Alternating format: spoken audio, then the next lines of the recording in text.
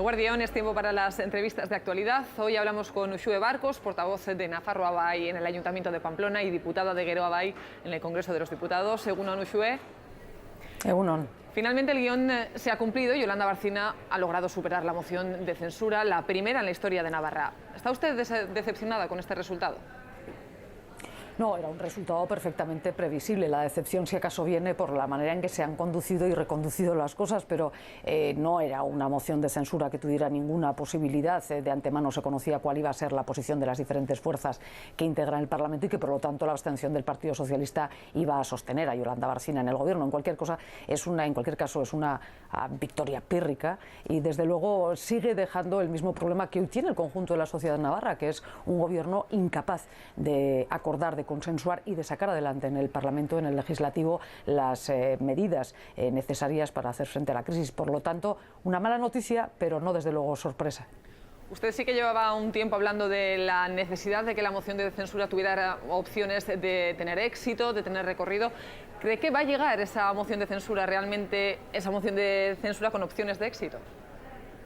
Vamos a ver, la moción de censura no es algo que pueda ir llegando, en fin, siendo presentada en una Cámara Legislativa, en fin, de manera cíclica, ¿no?, periódica. Estamos hablando de una medida extrema que además debe tener recorrido en sentido positivo, es decir, a la censura que se plantea a una presidenta en este caso debe ser respondida también con la propuesta de un candidato y de un plan de acción en ese caso de gobierno. Y, desde luego, parece razonable que debe contar con las mayorías necesarias para que esto salga adelante. Como digo, hombre, no es una figura táctica, no es una figura, en fin, florero en el quehacer parlamentario, sino que debe ser una medida realmente para tratar de conseguir un cambio de gobierno, con el objetivo que sea. En este caso, lo era para provocar un adelanto electoral. Seguramente ahí está la clave, en el hecho de que el adelanto electoral quizá retrae a algunos de los que ayer se abstuvieron.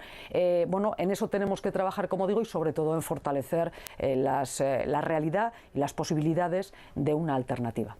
Usted apuntaba ahora mismo al PSN. Ayer escuchábamos a Roberto Jiménez decir que no se hayan sumado los votos suficientes no significa que usted haya ganado. Un mensaje dirigido a Yolanda Barcina. ¿No ha ganado Barcina?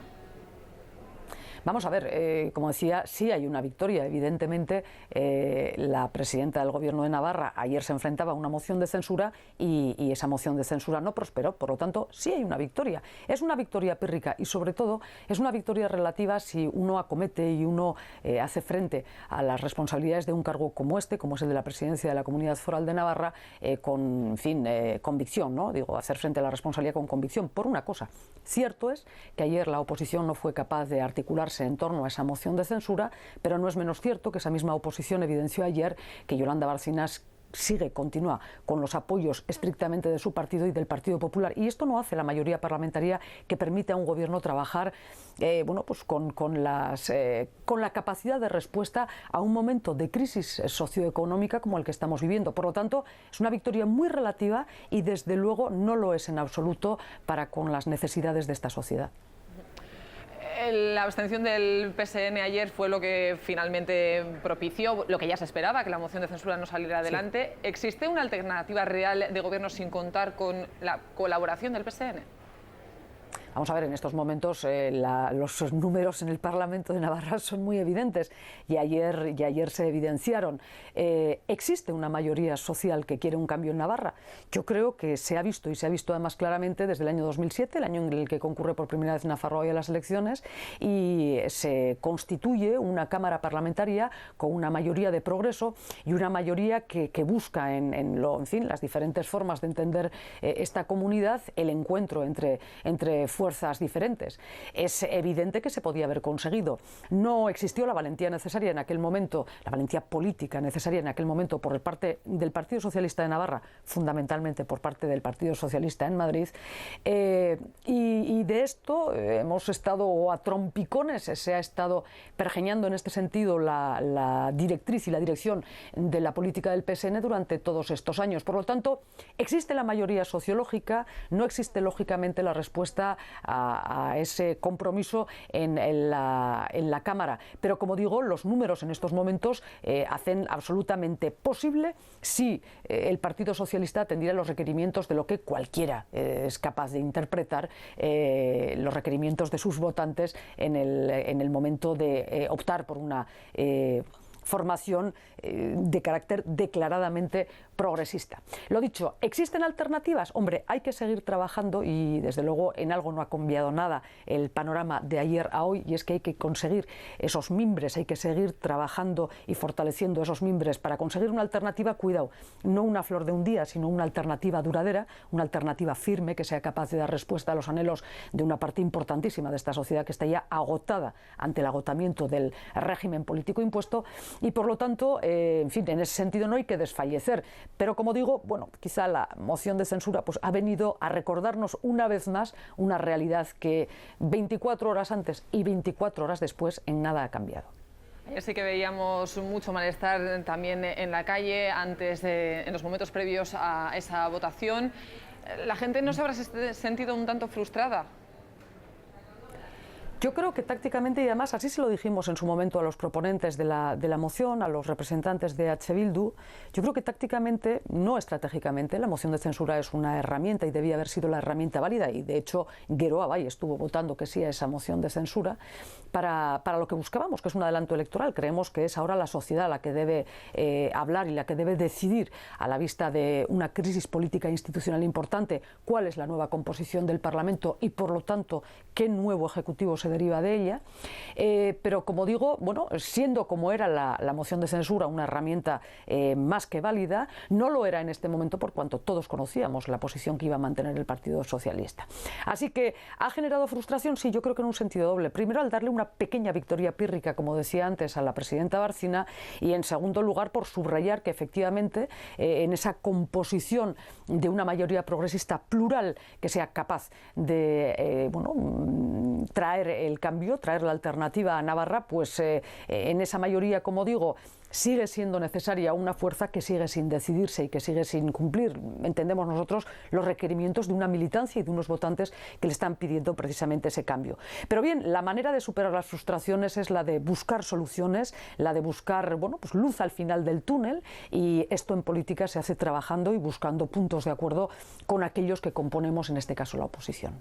Usted ya lo apuntaba hace unos minutos, pero sigue firme en que finalmente ese adelanto electoral es la única solución a la actual coyuntura. Ese adelanto electoral sería la respuesta a un gobierno que sí, ayer, como digo, consiguió mantenerse en el sillón, en la bancada del Ejecutivo, pero que sin embargo hoy sigue siendo absolutamente incapaz de conseguir y consensuar políticas activas en el seno del Parlamento para responder a las necesidades de una sociedad muy golpeada por una crisis económica, como en el conjunto de nuestro entorno, por supuesto, pero a la que, en el caso de Navarra, se añade una crisis política e institucional, como digo, importante. Y por lo tanto, es bastante evidente que hay que seguir en ese sentido trabajando por la alternativa, y es bastante evidente que la mejor respuesta en términos de responsabilidad por parte del Gobierno de Navarra en estos momentos sería un adelanto electoral, sin duda ninguna. Usted ya apuntaba y veníamos hablando un poquito de la postura que está manteniendo el PSN en todo este proceso. Sí que ha intentado Roberto Jiménez como intentar demostrar que sí que se había desvinculado del gobierno de Bárcena, pero parece que en los momentos decisivos no acaba de dar ese órdago de decir no, rompo totalmente con el ejecutivo de Bárcena. ¿Sigue colaborando de alguna manera con ellos? Sí es cierto que hay una política de vaivenes, ¿no? Efectivamente, primero el Partido Socialista no salió del gobierno de Yolanda Bárcena, sino que fue Yolanda Bárcena quien sacó del gobierno al Partido Socialista. Las cosas, quiero decir, no son iguales y en los mismos términos. Y sí es cierto que el Partido Socialista en multitud de ocasiones y ante multitud de medidas ha negado un apoyo en el Parlamento al gobierno de UPN, pero no es menos cierto que en otros casos le ha dado el aliento necesario para mantenerse. Ayer mismo, al abstenerse, esa especie de juego rocambolesco de nuestra abstención es un doble no a UPN, pero no también a EH Bildu. Bueno, no por no es sí. Y de hecho, como digo, ese Partido Socialista que dice no compartir nada y que no está dispuesto a compartir nada con el gobierno de Yolanda Bárcena, ayer fue su sustento y esa abstención la responsable de que se pudiera mantener en el sillón, pero sobre todo de que no tengamos una previsión cercana de una convocatoria electoral. Por lo tanto, en fin, las declaraciones declaraciones son unas, pero los hechos, y yo creo que ayer quedó en evidencia, son otros bien diferentes. Sí, porque usted sí que ha repetido más de una vez que el PSOE, el PSN en este caso, ha dado demasiadas muestras de que darle confianza no es del todo correcto, porque más de una vez pues, dan esos vaivenes a los que apuntaba. Sí, pero ya le digo que ha habido, en fin, en los últimos meses algunos ejemplos clarísimos. Pues es verdad que se ha votado en contra de proyectos bien importantes en la acción del Gobierno, como los referidos a todo el ámbito de sanidad, pero no es menos cierto que el Partido Socialista ha sido incapaz de consensuar con el resto de la oposición, pues por ejemplo, una reforma fiscal en la que yo creo que no había problemas de contenido, y sino sí quizá problemas a la hora de poner en un brete de esas características al Ejecutivo de Yolanda Barcina. Políticas de vaivenes en las que, como digo, en muchas ocasiones, del dicho al hecho, pues bueno, más que un trecho, lo que hay es una contradicción patente y flagrante. En este caso, los socialistas, una de las razones que esgrimían para no apoyar esta moción de censura es que Bildu estaba ahí. Sin embargo, en otros territorios como Guipúzcoa mismo sí que han llegado a acuerdos con Bildu. ¿Por qué en Navarra es imposible este entendimiento? Bueno, eso habría que preguntárselo al Partido Socialista y yo no le puedo responder, pero desde luego aquí volvemos otra vez sobre lo que supone la incoherencia del discurso, ¿no? Efectivamente, una de las razones que se puso encima de la mesa para no aceptar la moción de censura que proponía Euskal Herria Bildu era, bueno, pues la propia composición, la propia deriva de la coalición. Incomprensible por cuanto que efectivamente en Guipúzcoa estamos viendo cómo se ha llegado a un acuerdo en torno a un tema de calado como es el texto presupuestario. Por lo tanto, como digo, sí, una falta de coherencia que no puedo explicar yo, si acaso retratarla, y la estamos viendo todos, deberían explicarla ellos. Sí, porque de alguna manera sí que parece cierto que ya son cosas muy del pasado, aquellos tiempos en los que los socialistas sí apoyaban ese reconocimiento de Euskal Herria. Ahora parece que no tiene nada que ver con esa imagen que veíamos. Sí, claro, todos tenemos, yo creo, todos, o quienes lo hemos conocido al menos, a falta de una cierta edad, en mente, bueno, pues aquellos carteles electorales en los que los candidatos del Partido Socialista de Navarra concurrían con la bandera de Navarra y con la ikurriña igualmente. Queda ya muy lejos, muy lejos, mucho más de lo que el tiempo seguramente impondría, ¿no?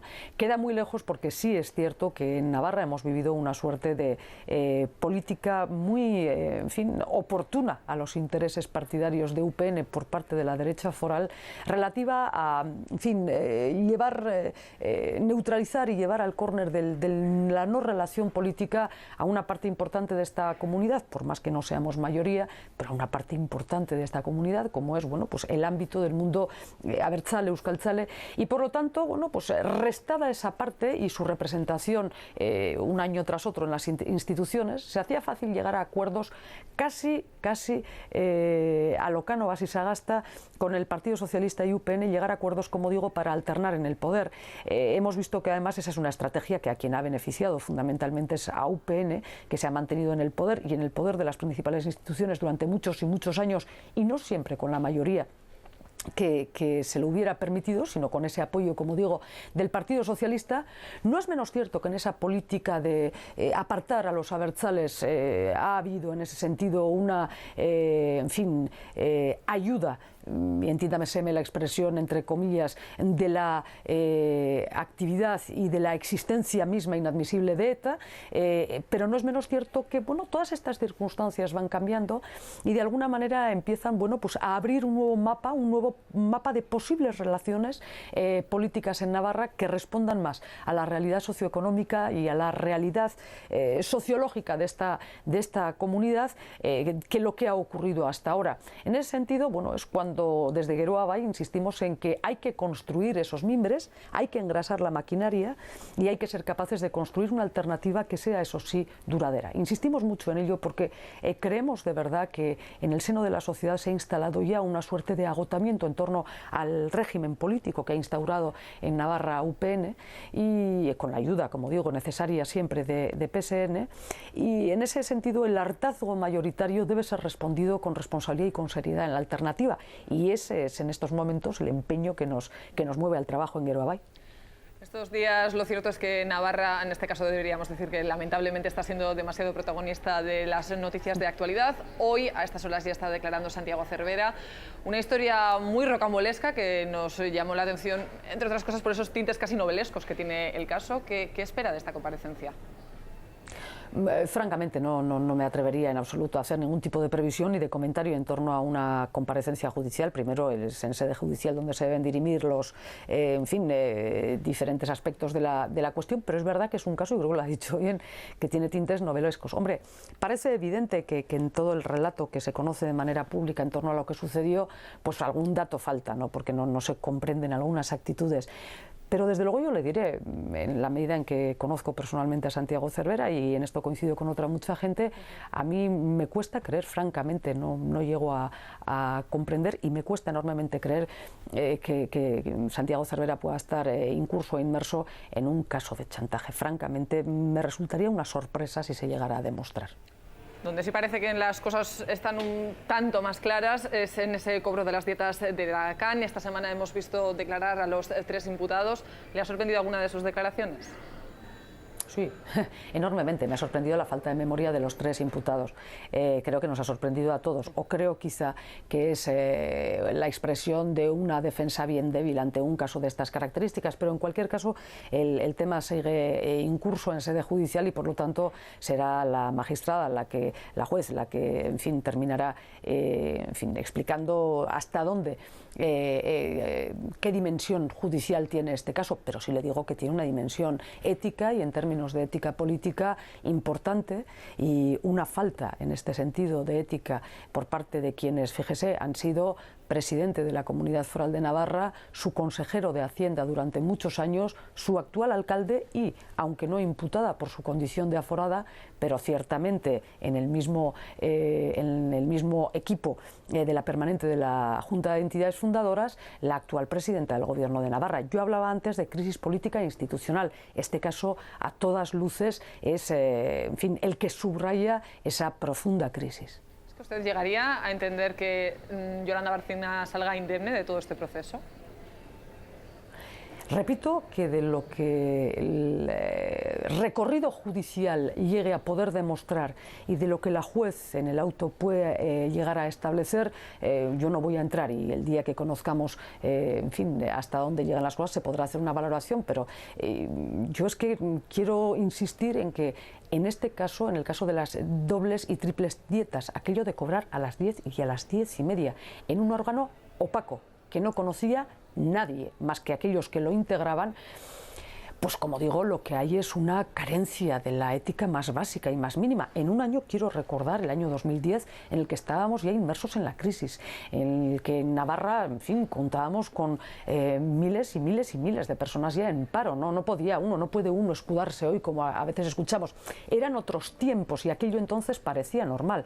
No, nunca lo pareció, pero es que además no eran otros tiempos, estábamos ya inmersos en la crisis. Por lo tanto, es que el caso tiene ya, yo diría, un claro tinte de falta de ética política, de actuación ética, que, a todas luces exige responsabilidades políticas en este sentido. Es que tal vez esa falta de ética a la que usted apuntaba se reafirma cuando los imputados aseguran que sí que cobraron esas dietas, pero que el cobro de esas dietas era lícito. Entre lo legal y lo ético, en ocasiones hay una línea delgada, pero en ocasiones hay una línea que los separa. Desde luego, en estos momentos estamos viendo que la juez está tratando de demostrar que tal línea no existe, es decir, que era poco ético y que además era ilegal. Veremos si se llega a esa conclusión o no. Como digo, esos serán los tribunales los que lo hagan. Mientras tanto, siempre queda, y esto creo que es importante, un principio de presunción de inocencia que aplicar, que en cualquier caso, en este caso, no cuenta con el beneplácito de la responsabilidad política y ética. Lo que sí que sorprende es que a veces en casos como ya no solo de Navarra, en el caso por ejemplo de Valencia, últimamente los casos de corrupción, últimamente ya llevamos ya casi años hablando de estos casos de corrupción que cada vez afloran más, sorprende que luego ese conocimiento de estos casos no tenga su reflejo en las urnas. ¿Que va a haber un punto de inflexión realmente en todo este proceso?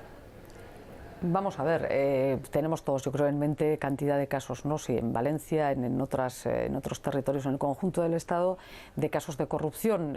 Por cierto, muchos de ellos no se han podido demostrar finalmente en los tribunales y, sin embargo, yo creo que la certeza política es latente.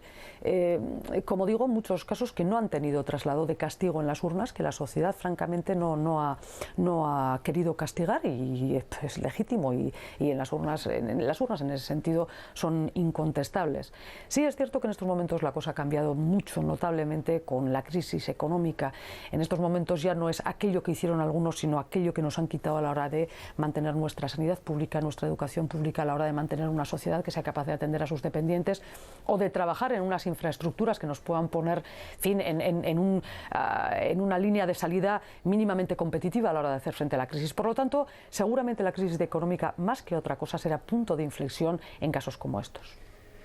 Hablando de intentos de lucrarse, el Diario de Navarra publicaba la semana pasada, si no estoy equivocada, esa acusación hacia su persona de intentar lucrarse como accionista de Euskal Herria y Ratia, con cifras cuanto menos sorprendentemente minoritarias en respecto a las cifras de las que estamos hablando en casos de Lacan. Ya dejó claro su malestar. ¿Tiene usted algo más que decirles? No, vamos a ver. Cuando uno utiliza una ley para decir lo contrario de lo que la ley dice, cuando uno utiliza una aportación a fondo perdido en términos de inversión empresarial en búsqueda de un beneficio económico, legítimo por otra parte, pero que todos conocemos que no se da en este caso, y cuando finalmente uno utiliza una institución, como lo es en Pamplona y en su comarca, como es Euskal Herria y Ratia, que mire, pues durante sus 25 largos años o más, alguno más, pero sus 25 años de existencia, pues no pasa precisamente por ser una entidad que dé beneficios en términos económicos, pues yo creo francamente que uno pues acaba desnudando sus, en fin, yo diré su no precisamente buen hacer. Allá cada cual. Yo digo y reitero que se actuó correctísimamente, que en fin cualquiera tiene en mente cuál era la intención que cualquiera de los socios que somos de Euskal Herria y Ratia tenemos de lucrarnos, y lo que sí quiero decir es que quizá lo que preocupa es el beneficio real que, en fin, el trabajo de los miembros de Euskal Herria y Ratia aportan a esta sociedad, y ese es un beneficio real del que estamos todos muy orgullosos, que es el de poder seguir teniendo en Pamplona, en la comarca de Pamplona, en Iruña y Ría, una radio que emite íntegramente en euskera. La vamos a seguir teniendo. Yo dije aquel día y vuelvo a decir, he presentado no una sino 9 veces esa enmienda y la seguiré presentando mientras sea diputada. Ayer precisamente algunos de los miembros de Euskal Herria y Ratia iban a Estrasburgo para explicar su situación. ¿Será Bruselas quien tenga que poner un poco de luz en este asunto? Bueno, yo creo que hay datos y hay, en fin, en la historia de Euskal Herria y Ratia, en su relación con el gobierno de Navarra dirigido por UPN, hay datos que requieren, en este caso, la defensa de la posición de Euskal Herria y Ratia. Leíamos algunas de las primeras conclusiones que sacaron los europarlamentarios al escuchar de primera mano y de viva voz la versión que daba Euskal Herria y Ratia, por cierto, que fue complementada con la visión que se pudiera dar desde el Gobierno de Navarra por parte del eurodiputado Pablo Zaloa del Partido Popular. Por lo tanto, no cabe pensar en que ha habido indefensión en la explicación de lo ocurrido. Pero es que además la historia es incontestable. Yo quiero recordar que Euskal Herria y Ratia viene presentándose a todos los concursos para su legalización que se han producido desde su nacimiento hace 25 años, que todas y cada una de las concesiones administrativas que ha hecho en este sentido el gobierno de UPN han sido respondidas y bien duramente en tribunales, y que la actuación en este caso del gobierno de Navarra se salta a la torera todo lo que el Comité de Lenguas Minorizadas en Europa está planteando una y otra vez para con el euskera en Navarra, y además de manera muy especial y muy personal, hablo en términos de persona jurídica, con respecto a Euskal Herria y Ratia. En muchas ocasiones hemos escuchado a UPN utilizar este argumento falso.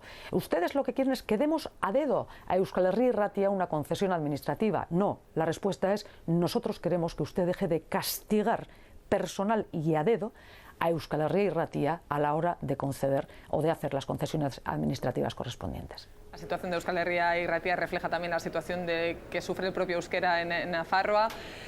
¿Está sufriendo una involución de manera acelerada la situación del euskera y los derechos de los euskaldunes en Navarra? Yo sigo creyendo que mientras en Navarra seamos capaces de seguir manteniendo en estos momentos, claramente además, aquellos ámbitos, aquellas instituciones y aquellos escenarios de juego donde a la sociedad, que voluntariamente así lo decida, se le permita desarrollar su vida en euskera y en la medida que yo quiera, estaremos, poliki, es duro, es difícil, pero estaremos ganando la batalla de la libertad, la batalla de la defensa de nuestra lengua y, por descontado, la batalla de una sociedad que debe prepararse para el futuro a mi entender, en el reconocimiento de sus mayores riquezas, y la principal y primera, sin duda, es su riqueza lingüística. Y por lo tanto, más allá de que haya embates puntuales, y los hay, y además de manera decisiva por parte de la actual administración, que sí ha mostrado una y otra vez que no tiene precisamente un especial apego a una de nuestras dos lenguas, sino todo lo contrario, más allá de todo eso, como digo, la fuerza está, como lo ha estado durante años y años, durante décadas y décadas, en lo que la sociedad se proponga. Hablábamos antes, retomamos un poco el tema de Euskal Herria y Ratia en cuanto a esas acusaciones que sufrió usted. ¿Cuál es la respuesta que ha notado por parte de la sociedad hacia esa noticia? Pues hombre, mire, en Navarra todos sabemos que es Euskal Herria y Ratia. Por lo tanto, yo creo que el descrédito de aquella portada redunda en no precisamente beneficio para quien la realizó. Pretender hacer creer que una aportación de 1.200 euros en Euskal Herria y Ratia, que como digo, es una empresa que es rica en beneficios culturales, pero no precisamente en beneficios económicos, sino todo lo contrario, todo el mundo sabe que esta es una aportación a fondo perdido, pues redunda en ese descrédito, como digo, y por lo tanto, bueno, pues de quien entiende, comparte y en serenidad analiza, pues en fin, la confianza más absoluta, como no podía ser de otra manera, y de aquellos que siguen empeñados en poner el ventilador, que yo creo que es la razón de noticias como esta, y ponerlo, en fin, a todo el arco político y parlamentario navarro, pues seguramente yo creo que en esta ocasión la mirada un poco más baja y un poco más avergonzada, porque francamente no se sostiene. Hablábamos anteriormente del descrédito que pueden sufrir hoy en día la clase política, del malestar en la sociedad.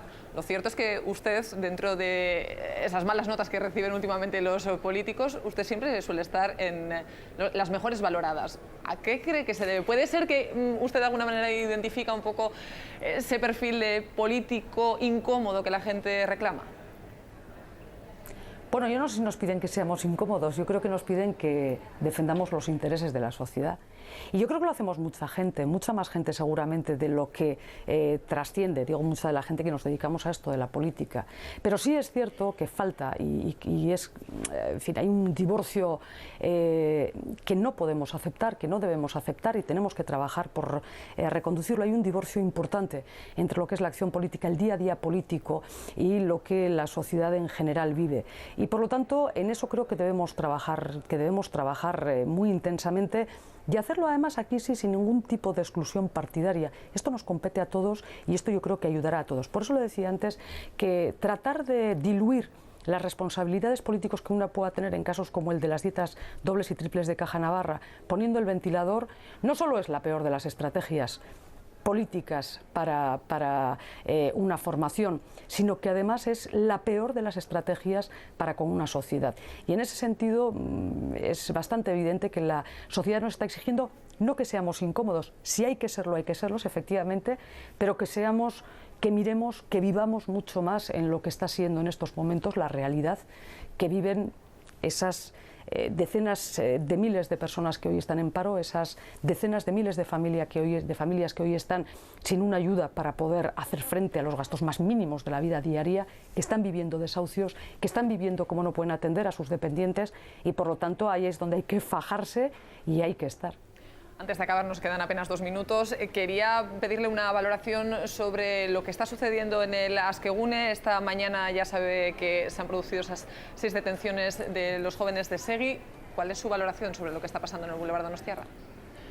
Yo creo que tenemos que ser enormemente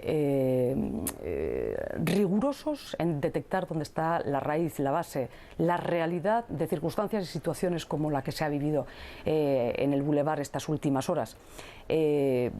Y está en una legislación especial, una legislación contraterrorista de aplicación exclusiva en Euskal Herria, y esa es la que hay que batallar, y esa es en la que nos debiéramos encontrar todos aquellos que queremos que el proceso de paz y que la normalización política lo sea realmente, exigiendo a cada parte su responsabilidad clarísimamente además, y aquí hay responsabilidades seguramente a todas las partes, pero buscando en casos como estos en casos como este que señalamos, la raíz del problema. En este caso está en la legislación. Creo que nos equivocaremos si, haciendo caso omiso de cuál es la base del problema, nos centramos en la confrontación en el seno de nuestra sociedad.